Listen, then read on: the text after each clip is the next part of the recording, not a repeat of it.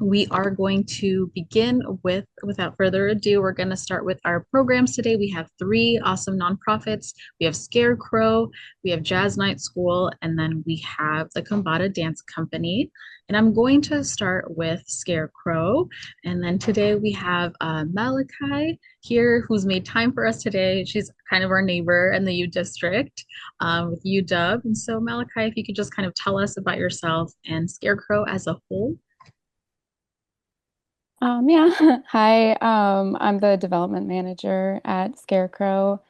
For anyone not familiar, we are a video store and a nonprofit in the U District. I'm gonna start sharing my screen. I made a little presentation. So we're on like 50th and Roosevelt. If you've never been, we're the largest publicly accessible home video archive in the world. Um, we are dedicated to preserving and making accessible the world's diverse cinematic cultural heritages through our unparalleled video collection and wide-ranging programs that engage communities nationwide. That's our little mission statement. And I have a little brief history of Scarecrow if anyone's not super familiar. We've been around since 1988, but we were, I think, on Latona Avenue for the first few years, and then they kind of quickly ran out of space because the collection kept growing. So then they had to move to our current location, 50th and Roosevelt, and we've been there ever since. 2014, we switched to being a nonprofit. Just kind of the way the world went with streaming and everything, working as just a video store as a business wasn't really a viable option anymore. And the staff all then rallied to kind of save Scarecrow the first time around, and they launched a Kickstarter campaign that I think ended up raising like $100,000 like in 24 hours, which was super incredible just to see the community support. So we've been a nonprofit ever since. 2019, we were designated by the state of Washington as a cultural museum. And I feel like we all kind of think of ourselves as like a living museum, something that needs to be kind of interacted with and engaged with by the community to keep going and thriving and living. We bring in new titles every week, and people come and rent and buy things, and really, really great. In 2024, we launched our SOS campaign that brought us some international attention, which ultimately was a very good thing. We raised over $1 million just in the course of a year, all again through community support. People from like all over the US were donating, and people who hadn't even been there hadn't even been to Seattle were donating. It was just really, really nice to see everybody step up and help us out. So our collection, we have over 153,000 titles for rent right now. So we're the largest, I think, video archive in the world, probably, that's at least publicly available. And that number is nearly 7 times the amount that like all streaming services would have combined in their libraries. So there's always, you think you can find everything online, but you like learn that you really can't. There's always something new to discover. We have in that collection the largest collection of work by historically marginalized people, a lot of like a huge foreign language section. I think that's like over probably like half the space in our downstairs area is just all foreign films divided by country. And then, yeah, some of our titles, we do have to require deposits to be put down because they're out of print and would be like hundreds of dollars to replace, and they may be the only publicly accessible copy in existence. Here's some examples of what the store looks like if you've never been. Some of the foreign shelves. This is probably our most popular room, the psychotronic room. It has all of the like, horror, fantasy, sci-fi. It gets like decimated in October because everyone comes and rents everything.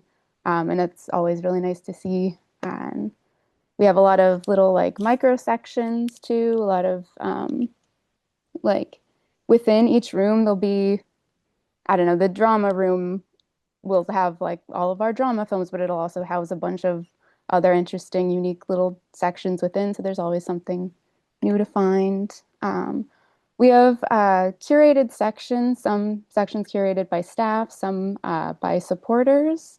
So the Bigfoot section, that was one of my coworkers, like took it upon himself to get us to be the largest Bigfoot collection in the world, which I think we probably already were when he started, but he ended up getting us like, I want to say we're at like 3,000 Bigfoot movies now. And he made this like really cool shelf, and he just keeps like ordering more. It's great, but it's a lot of Bigfoot. I've learned a lot more about Bigfoot than I ever thought I would. And then this Noir Around the World section, that was a it's not up anymore, but that was an example of one of our supporter sections. One of the perks of some of the membership levels, you can curate your own special section of anywhere from like 20 to 100 titles. And I always love that. I always love to see what people come up with, and the way that they kind of engage with the collection, and um, just seeing like themes that are interesting and worthwhile to supporters, and they're kind of like thesis that they come up with. They're like artists' curators' statement. Always really great to see. Here's some more curated sections. We have the a rotating queer spotlight section that some of my coworkers put together. They do like a kind of seasonal theme. Right now, I think we have queer horror up, but I think soon the queer holiday section's coming.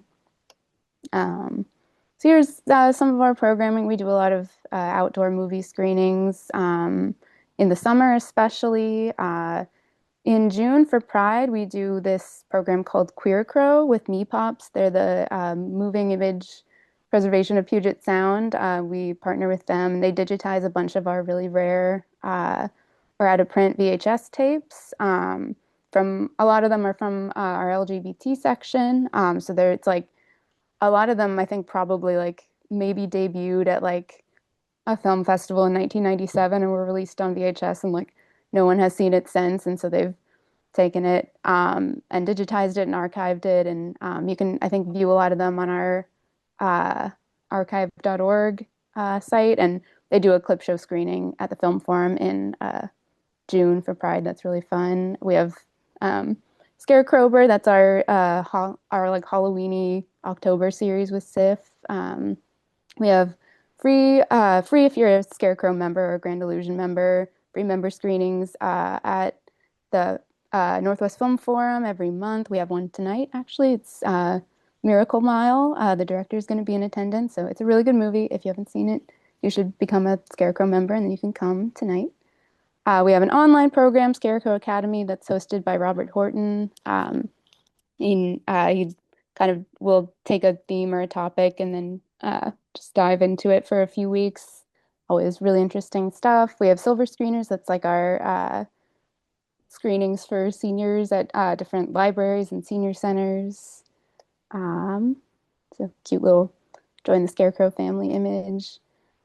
And then just some ways you can support us. You can donate. You can do it in person or on the website. You can become a Scarecrow member. You get a lot of good perks and discounts and stuff. We're always accepting donations. We'll always take your old like VHS and Laserdiscs and Blu-rays and whatever else you don't want anymore. You can volunteer with us, either like for events or even just like coming into the store and helping us put movies away. That's always really helpful. Come rent some movies, come buy some movies. And just also telling people about Scarecrow is always really helpful. So we're always, yeah, super grateful for the community and our support. And so that's all I have, but thank you. Awesome. Thank you, Malakith. I know it's like a nostalgic place. I know they were saying like, I think it was Tim. Tim was like, I remember going there all the time. So it's a really nostalgic place. I'm glad that, Scarecrow is able to just continue and exists now as a nonprofit. Uh, and so thank you. I think we have up next. So that was kind of like that storytelling portion. Then up next, we have the music, the sound. Jazz Night School. We have Eric here today with Tim and Alicia as well representing. I'm gonna hand it off to Tim, or no, I think I'm handing it off to Eric to tell Yeah. us Eric, more about the yeah. Jazz Night School. Hi, thank you. Let me get our slide going up here. Um, I'm Eric Hansen. I'm the founder and executive director. Um, is it sharing? Yes. Okay. Um, Jazz Night School. I'm the founder and executive director of Jazz Night School. Click the slide. Um, uh, and I'm joined here today by Tim, our program director, and Alicia, our operations manager. This is a picture of our location in south of Columbia City, on Rainier Avenue South. Jazz Night School's mission is to uplift lives by providing an exceptional supportive environment where people of all ages and abilities can come together to learn, perform, and enjoy jazz. Jazz Night School is a community-based nonprofit dedicated to promoting the appreciation and celebration of Black American music. We started 17 years ago in my family's living room with a handful of people, and we grew to fill five of our house's rooms 5, 6, and 7 days a week for about 9 years until we moved into the location we are now in 2017. We've been growing ever since. At this point, we just finished, or we're in a quarter where we have over 300 student seats filled with almost 50 offerings running for all ages. Um, and we're looking forward to we have a new building project happening where we will be, in 3 to 5 years, we'll be moving into a new site. We have a property purchased uh, in Columbia City, and we'll be creating a permanent home for Jazz Night School and Lem's Bookstore and Cultural Center and affordable housing above us. So we're really excited about that and looking forward to that happening in the future. Um, to tell you a little bit about our program, um, uh, Tim Tim Carey is going to start to talk. Can you hear me? Yes, we can. Great, great. Welcome. My name's Tim Carey. I'm the program director at Jazz Night School. So essentially, what Jazz Night School offers is ensemble-based education. So we have combos, small combos of 4 to 7 people. We have a couple of big bands. We have a choir and a variety of different ensembles, primarily focused on Black American music. So the jazz tradition, jazz canon, that kind of thing. Although we do some more kind of jazz adjacent stuff. We have like a ska ensemble, funk ensemble, neo soul ensemble, that kind of thing as well. In addition to our ensembles, we offer classes, which are more traditional music theory, ear training, improvisation, that kind of thing. And that's kind of it. Pretty much everything we offer. You can go to the next slide now, Eric. I think Eric's controlling the slides, so there we I go. am sorry. Thank you. Bye. Okay, maybe I'll just have like a signal or something. No, just hit me. That's fine. Cool. So everything that we offer is really community based in that the students are all it's like group classes. Everything is the students are all working together and the instructors are there really more as coaches, just kind of helping solve problems, picking music, giving general feedback. But we really encourage the students to make connections with each other and to meet outside of their classes and learn and study the music and the tradition on their own. Whereas we're a facilitator for bringing people together. That's kind of how we view what we do in the community. Um, and because of that, we get a lot of people that, you know, make friends and form relationships and start bands and that kind of thing, kind of coming out of our program. It's a big part of it. And change the slide now, Eric. I think I did. Oh, you did. I should be looking at the slides. All right. So we try to design our program so that it's accessible to all levels and backgrounds. I think we do a really good job of that. So, we have programs for people who've been playing jazz for 20 years, people who a lot of our more advanced students are professionals in other fields. Like we get a lot of doctors, lawyers, that kind of thing. There's a lot of architects here for some reason. Guys notice that? And Yeah. people who've been playing jazz their whole life, but don't really have the time or the energy in their life to start a band outside of their family life and all that kind of stuff. We facilitate that, but we also facilitate people who've never had the opportunity to learn music before. We get a lot of people like that in the community who, for whatever reason, they just never had access to music education. And we try to create programs that are beginning programs for adults as well as programs for folks that have some experience in music but don't have access to private lessons or something like that. We try to cast a wide net and invite as many people as possible into the community. That's one of our goals. Um, the curriculum and the way we teach is really designed for adults. The program historically has been almost entirely adults. We've recently started with more youth programming. We just started a youth big band earlier this year, and over the in the past we've had some youth in the program, just kind of filling out spots or if it works for their schedule, but we're primarily for adults.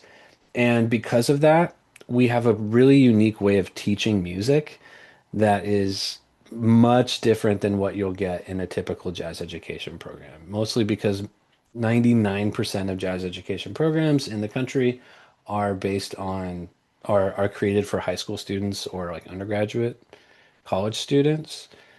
And in our program, we're dealing with adult learners, and the goals are completely different. It's not about winning competitions or getting scholarships to college. It's about having a musical life and learning about the tradition of Black American music. So for that reason, the way we teach is very different than other programs, and we're very proud of that. Actually, it's something that Eric and with my help a little bit over the last few years, we've really been developing and honing over the course of the last 18 years. So it's a cool thing, and we're really happy to be able to share it with the community.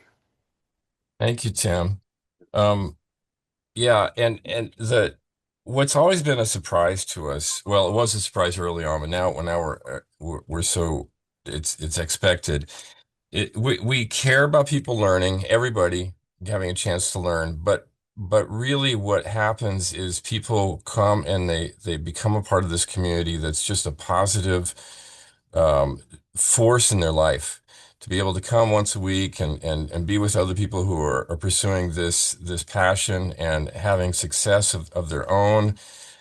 It's really what we hear over and over is how impactful the experience of and the support, the approach is for everybody in their lives. We have to do fundraisers every year, and so I look for a testimonial, of course. And what I find so often when I'm asking people if they'd like to do it, everyone has their jazz night school story of like why this has been so positive and helpful for them and getting through their lives. So it's not just about sharing the music and giving this opportunity for people to connect with Black American experience, which is so vital and important in our society and in these days. But the impact of people personally, um, uh, there's all kinds of stories. But for example, um,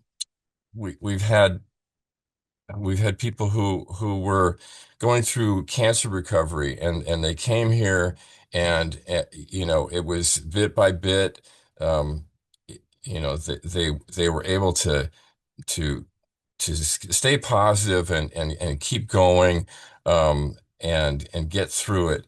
Or people who were We have one student who's been a caretaker for her father for years and really no time to herself, but always wanted to work on bossa nova singing.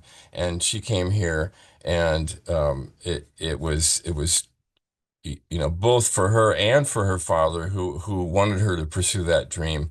It was a very important thing. She now is out singing in bands in the community. So we don't see her as much, but that's and that takes me to our tuition assistance, because one of the things that has always been important, even when we first started, is that finance not be a barrier for anybody. So regardless of what the situation is, if someone has the interest and the time, um, but they can't afford either in part or in full, we make it possible for people. So we have tuition assistance for anyone who needs it. This last year in 2025, that equated to 133 of our 940 student seats were filled by tuition support, or 14% of our students. So we're really proud about that priority, and we do specific fundraising just to make that happen every year for everyone. Um, so so donations to Jazz Night School definitely go towards helping make it so that anybody can experience this with our tuition assistance. Um, but the other thing is, as proud as we are that our operational budget, 70% of it comes from our tuition. It still leaves 30% that we have to raise every year. So donations to Jazz Night School um, help keep filling that gap and making all of this possible. We really appreciate being here today, Beza, and we give thanks to University of Washington, and it's an honor to be included in this, and we look forward to any questions people might have a little later. So that's Jazz Night School. Awesome. Thank you, Eric, Tim, and Alicia. Really appreciate having you here. I know I said I always see the logo, but I always wanted to know more about Jazz Night School, and I love the aspect of the adult learning because it is a very unique space, and people come from much more different walks of life when you have an adult learning space. And I'm really excited about your new building too. That sounds really great to have like that, like one space. I'm sure that's like a relief as well. Awesome. And so we'll have questions later on, but we're going to move on to the dance portion. We have Cyrus Kambata Dance Company here today to tell us a little bit more about the company and just dance overall. Hi, everybody. Well, thank you so much, Beza, for having us here. We're part of this trio of organizations presenting this evening or this afternoon. I'm Cyrus Kambata. I'm the Executive Artistic Director of Kambata Dance Company and the Seattle International Dance Festival. I'm actually going to show you a video because I dance. I don't like to public speak very much, so I like to let the movement take over. Because I just realized that I'm not sure if this is going to play because when I downloaded it I don't have the codec for my own video, which is kind of funny. But I'm going to try to play it on YouTube, share it with everybody, and then if that doesn't work, maybe you can share it. Of course, yeah, no worries. I'm sure it'll work, but I have it on All right. standby as well. Thank you. All right. Let's see here.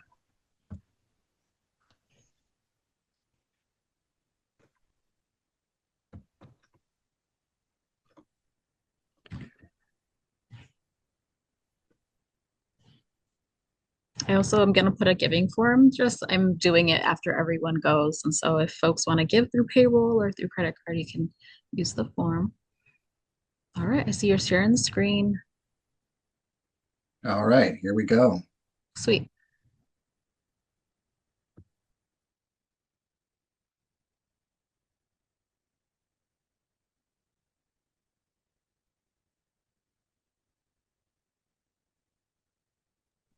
Do you want to maybe, I don't know if it's sharing the sound.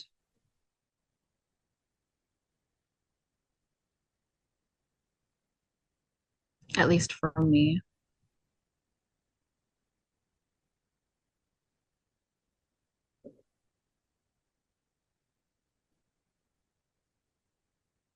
Can folks hear it?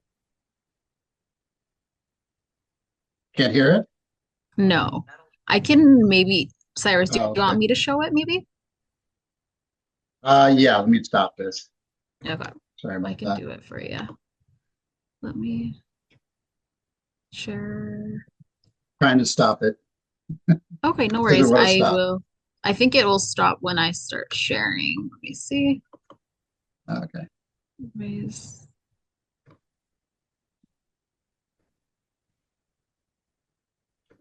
All right. Can folks see?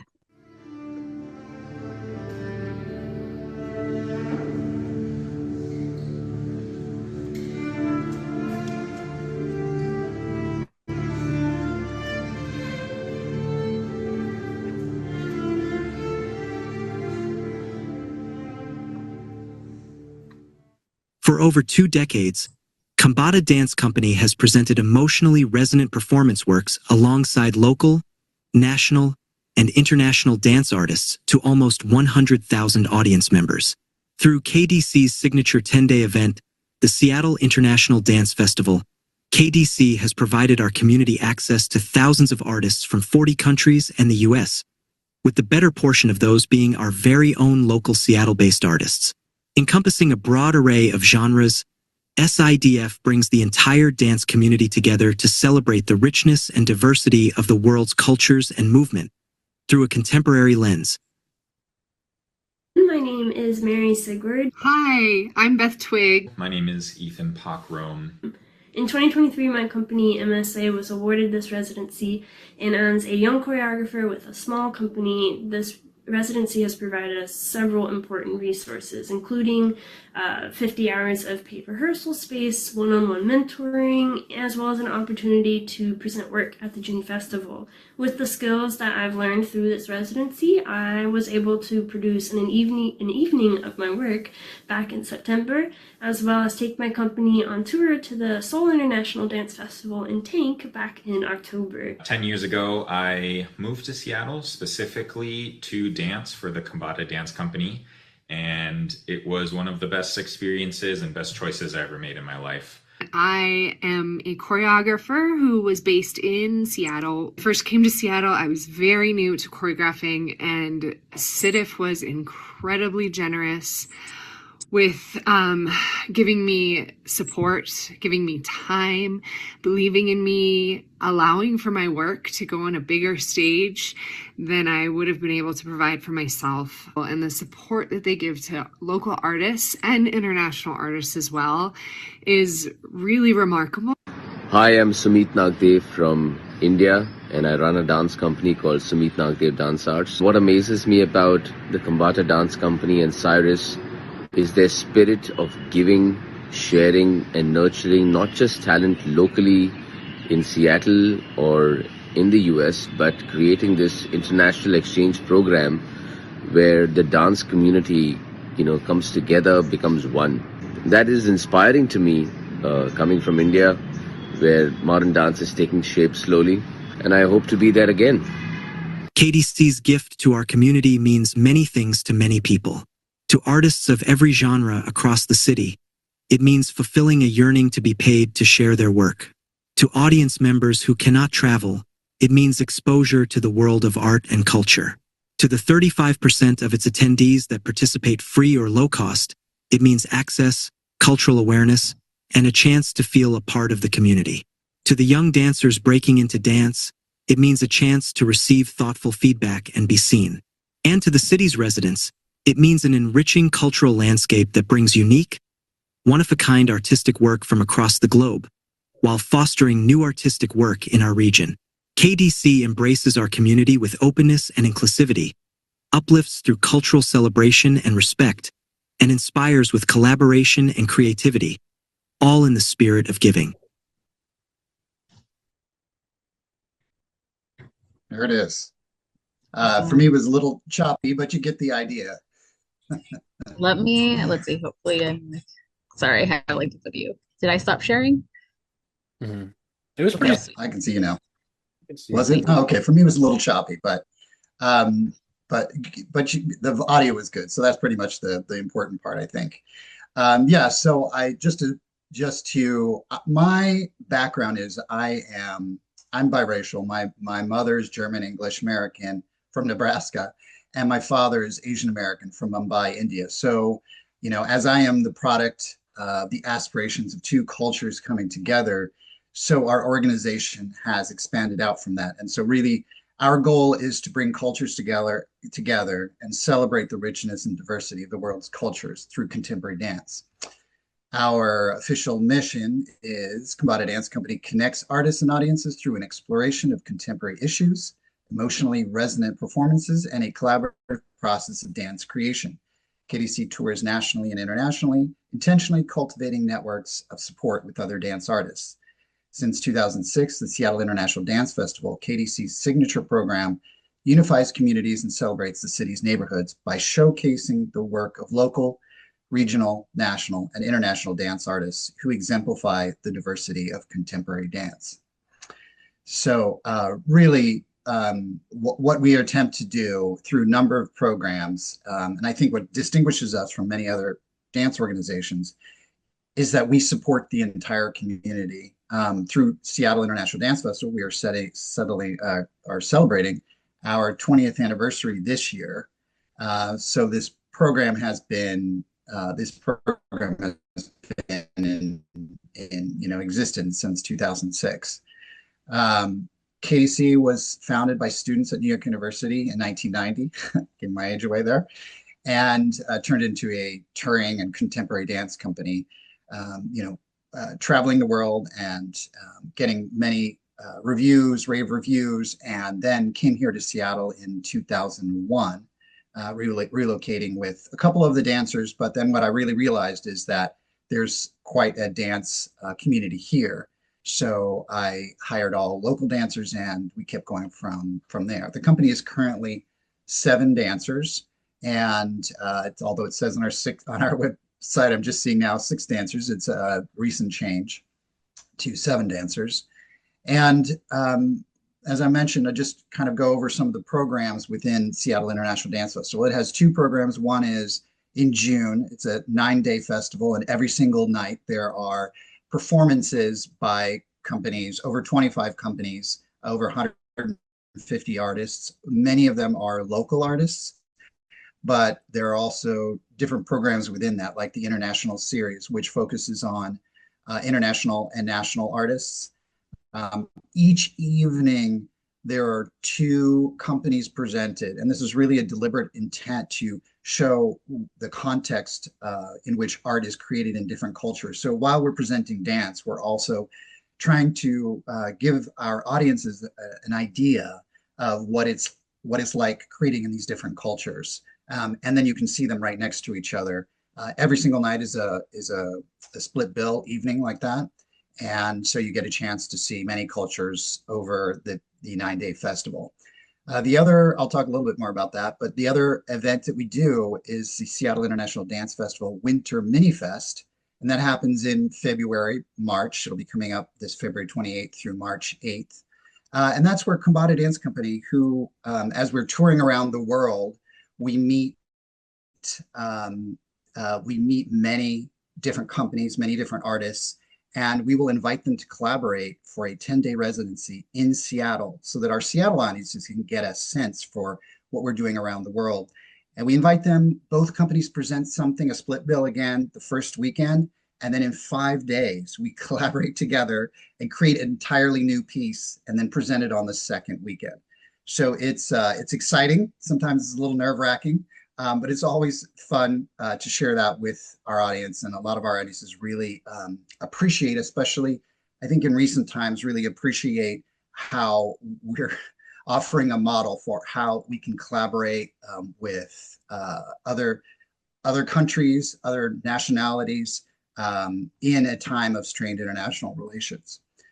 So within SIDF, there's, as I mentioned, the International Series, which really is, focusing on promoting diversity and global understanding at this strained time. In Seattle, we have a program. It's called Spotlight on Seattle. So this highlights emerging local artists, which strengthens our city's creative ecosystem and reflects commitment to, community empowerment, innovation, and making sure that the next generation of artists can produce their work. And then there's the James Residency Program.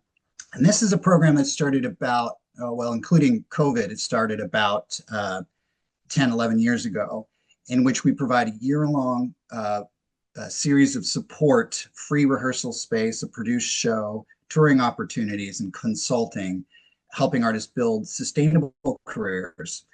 Mary was talking about that in the video. She is actually one of my dancers, and she applied for the program. And no nepotism there.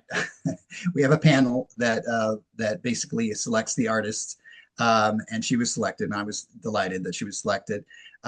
So she was one of those that benefited from the program, and you saw her mentioning the touring that she did in South Korea. And then we have a festival. So within the festival, we have a new program which is called the Up and Coming Education Series, which showcases works from studios across the region.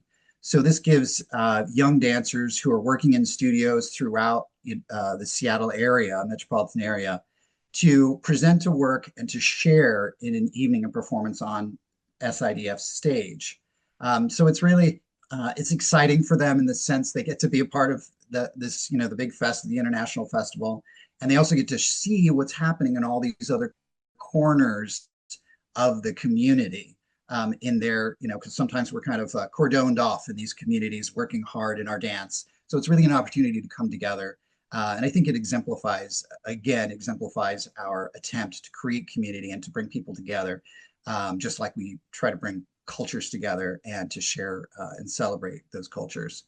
As I mentioned, there's the mini fest. This year we will have this year will be a company from Spain, Colectivo Glovo. They are some artists that work in a region, Galicia of Spain, which is not far from Portugal. And they will be working with us for 10 days to create a new piece. And it's always fun to work with the artistic directors because they have different ways of approaching how you are going to create a work in 5 days.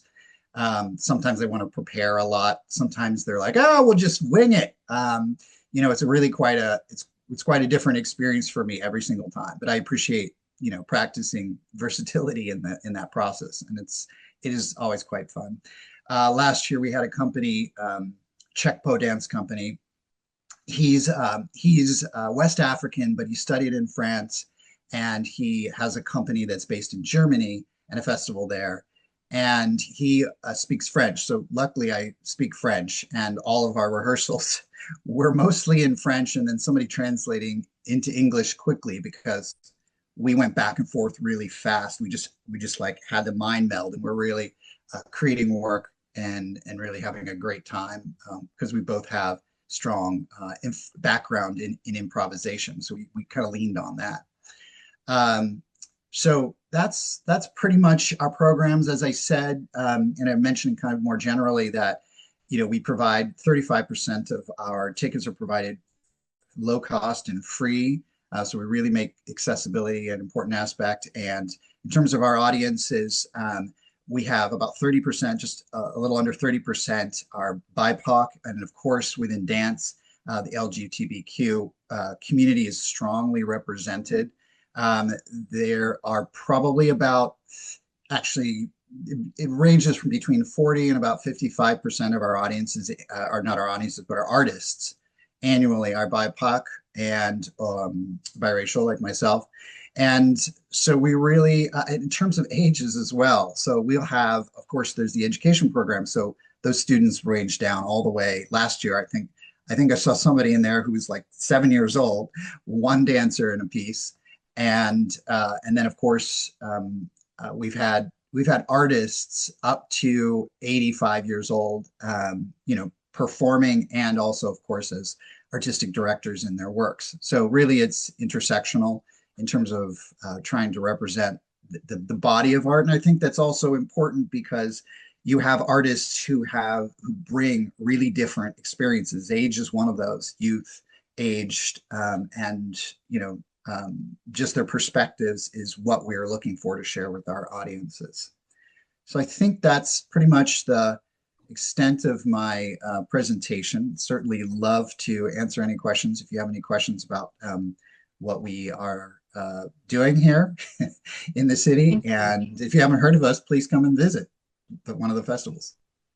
Yes, I saw some videos about the festivals and it looks like I was like, oh wow, he's been doing this for a while. Like I feel like I haven't like heard of the Kumbata Dance Company as often as like some other ones. And so it's great to like understand more of like the dance history in Seattle. I feel like that's something that's not as explored. And so it's great to know more as well.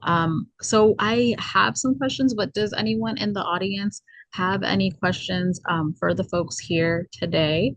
Um, yeah, James. Hi, thank you for presenting today and highlighting the arts and culture in our area.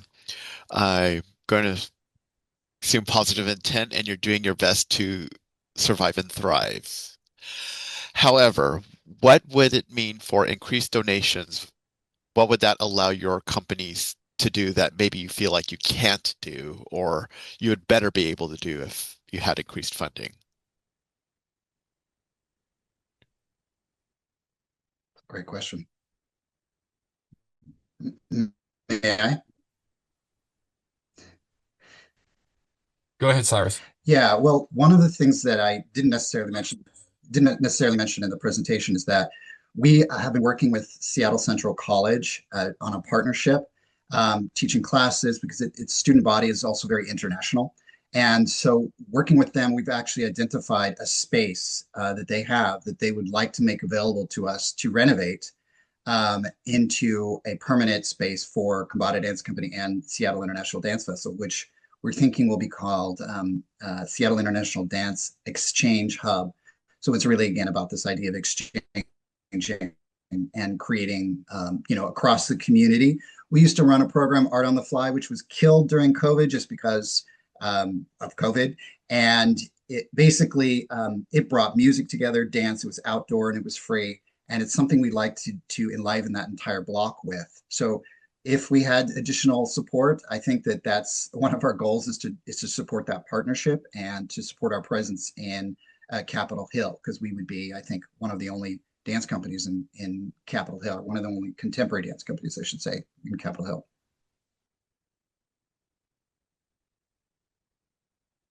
Thank you, Cyrus, and thank you, James. Um, uh, as I mentioned earlier, we also are in the process of creating a new home, and we purposely didn't go into that information, but we have a lot of money to raise for that. So anytime that we can get our operational support more secure, more stable, that just allows us to do more things. We run on a really lean staff. It's the three of us here with a couple of part-time people, and then we employ a lot of instructors, a lot of working musicians in Seattle. And so the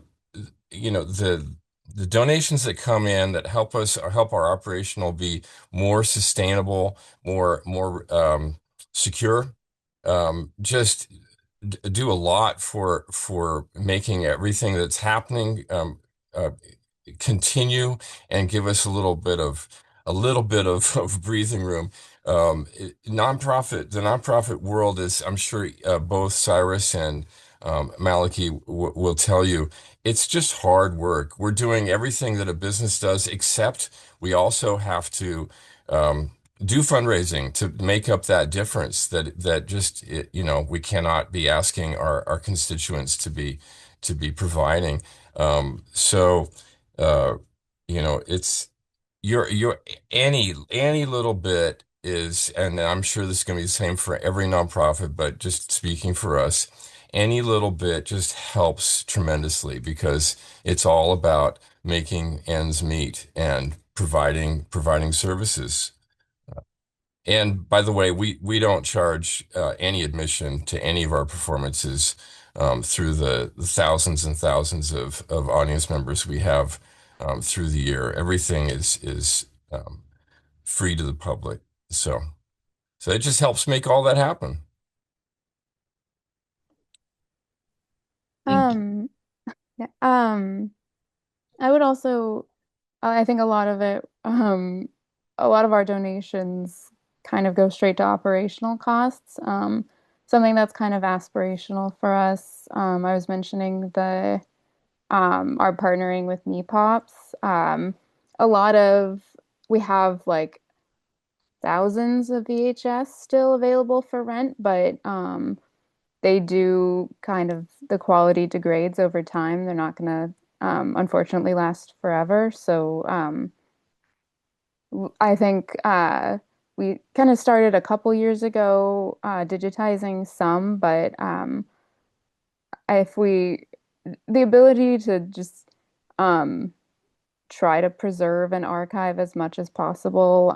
So many of those. The reason we still have them on VHS is because they weren't released on any other format. So some of those tapes, like the stuff on there, is really this is the only copy of it maybe in existence at this point. And it just even if it's some like weirdo little short film that some like local filmmaker made, it still is worth saving and it's worth being made available to the public. So I think that that's one of our kind of aspirational goals is to be able to just digitize and preserve more. Thank you all. Thank you. Thank you for your question as well. Thank you, speakers, for answering that. Does anyone else in the audience have any question?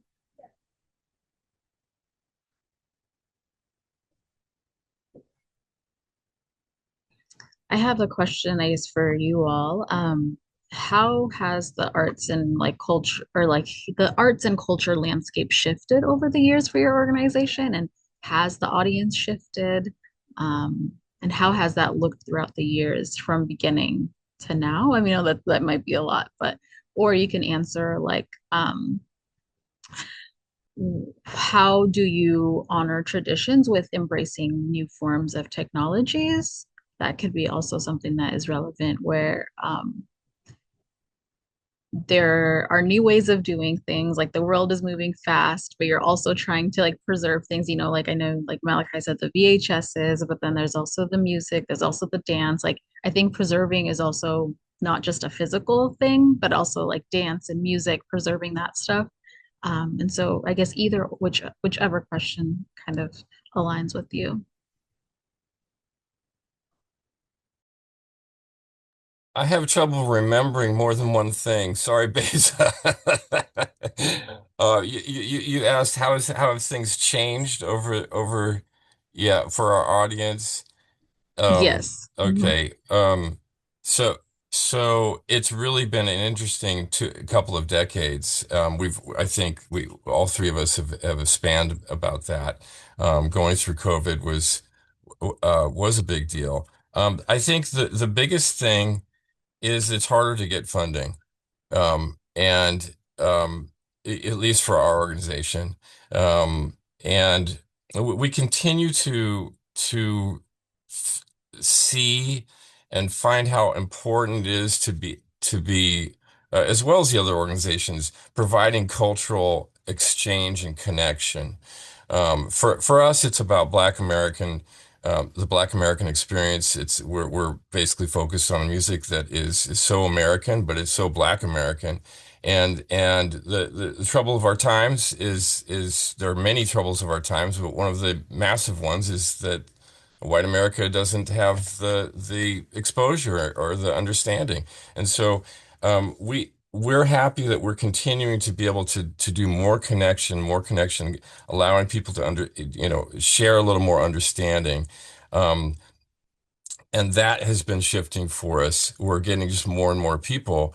Um, but the funding challenges are significant. As the efforts increase in our city and our county to help so many good organizations, it's just harder to find the funds. So especially for those of us who are working to create a permanence for our organization through ownership of facility, which is really the kind of you either make that happen, or you resign yourself to not being permanent. And so we hear the call from our community, as do others, that this is an important thing to maintain and try to make permanent. And so as we venture forth trying to find the rest of those funds, that kind of funding to to make it feasible, it has become more difficult. So all the more important and grateful that makes us for this opportunity and to be spreading the word and having a chance to have a few more contributors to the program. So that's my answer to one of the questions. I know I did make it complicated. I was like, okay, let me, try to ask a couple of questions. But yeah, I see how, especially I think the arts space, a lot of times there kind of can be a devaluing of it, but then it's like we need it to survive. But I think sometimes until it disappears, we don't notice the importance of it. And so I really hear what you're saying. Um, I guess I don't know if you can answer the first question for other ones, for other folks, whichever one resonates, but I think the first one might be the one most like can remember the first one more. Um, so I think I didn't start until 2021, so kind of I guess midway through COVID. So I didn't ever really experience, I mean, outside of being a customer, I didn't experience Scarecrow pre-COVID. I think there was like a definite dip for a few years. It seemed, I think just everything slowed way, way down. But we've been noticing in the last couple of years, especially, I think, and it's been really interesting, like the audience has kind of shifted younger. And I think there is an idea that like most of our customer base would only be like I don't, senior citizens who were using like Netflix DVD until it stopped working. But it really it's interesting to see how much young people are kind of rejecting, um, I guess, streaming culture and like and what they're being given, they're not accepting as being all there is, which is nice to see. And even just, I mean, I think of kind of in tandem with the second question of like new forms of things, like we're not. I don't. It would be like delusional of us to try to compete with streaming. Like we know that. But I think we're trying to offer an alternative or something that and something that you can use in addition to streaming, something that like offers you more. And I don't know, coming in and like seeing things in person gives you such a bigger idea of what's out there than just kind of scrolling or like looking for something or like being shown something because like there's some kind of algorithmic agenda behind it. Just it like takes away what seems like something that's like a huge freedom of choice. It's actually taking away a lot of your freedom of choice. We're also, I guess, limited by what we have in the collection, but it's so massive you could never get through it all. I kind of just went off in a different direction, but that's my answer to kind of both of those questions. No, I was following. I think that, it makes a lot of sense in terms of I think a lot of, the vintage thing is into, when people are like, hey, I want to go look at like the things in the past, and just like within clothing too, and just kind of that vibe. And so I think that kind of aligns with like the culture of going back to see the VHSs and CDs and things like that. And so I wanted to thank everyone for being here today. I hopefully that folks were able to learn more about nonprofits or just even if you knew about them, kind of learn something more. That like like jazz night school is building a building a building, Kabata dance company working all over the internationally, and we have Scarecrow who's doing really great things as well. And so hopefully everyone has is leaving here with something new today. Thank you to the speakers as well. Thank you, Eric, Cyrus, Malachi, Tim, Felicia, and we will be having the last Lunch and Learn on December 3rd, which will be a dance focused Lunch and Learn as well. And so that will still be a musical thing too. And so I really want to just kind of keep that going, and hopefully folks are able to give to the nonprofits and the art world. It can be hard to get through and trying to tell people like, hey, this is so valuable. And so thank you everyone for being here today. And so I hope you have a great end of your day. Thank you, Thank Beza. you, Beza. Thank you so much. Thank you so much.